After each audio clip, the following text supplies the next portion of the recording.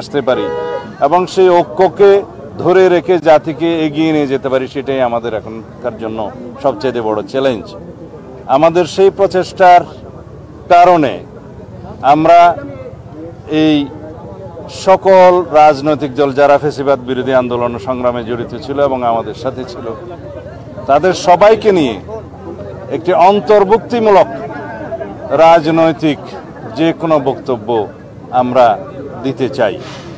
এখন যে কোনো রকমের অনৈক্যের বীজ যাতে আমাদের ভিতরে বপন না করতে পারে কোনো ফ্যাসিবাদী শক্তি এবং ফ্যাসিবাদের দূষররা, সেদিকে আমাদের লক্ষ্য রাখতে হবে। আমাদেরকে আজকে মাননীয় প্রধান উপদেষ্টা আহ্বান করেছিলেন, আমরা এসেছিলাম, কথা বলেছি। আমরা আমাদের পরামর্শ যা দরকার রাষ্ট্র পরিচালনা হিসাবে এবং বিভিন্ন বিষয়ে যে সমস্ত মতামত আমাদের দেয়া প্রয়োজন সেটা আমরা দিয়েছি। ধন্যবাদ।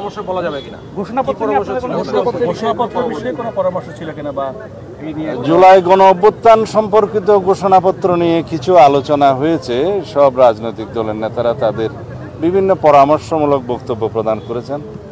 তা আমরা প্রশ্ন করেছি যে জুলাই গণ অভ্যুত্থানের ঘোষণাপত্রের আসলে এই 5.5 মাস পরে কোনো প্রয়োজন ছিল কিনা, যদি থেকে থাকে সেটার রাজনৈতিক গুরুত্ব, ঐতিহাসিক গুরুত্ব এবং আইনি গুরুত্ব কি, সেগুলো নির্ধারণ করতে হবে। এবং যাতে এই ঘোষণাপত্রকে কেন্দ্র করে ফ্যাসিবাদ বিরোধী যে ঐক্য সৃষ্টি হয়েছে সেখানে কোনো ফাটল সৃষ্টি না হয়, সেদিকেও আমাদের লক্ষ্য রাখতে হবে।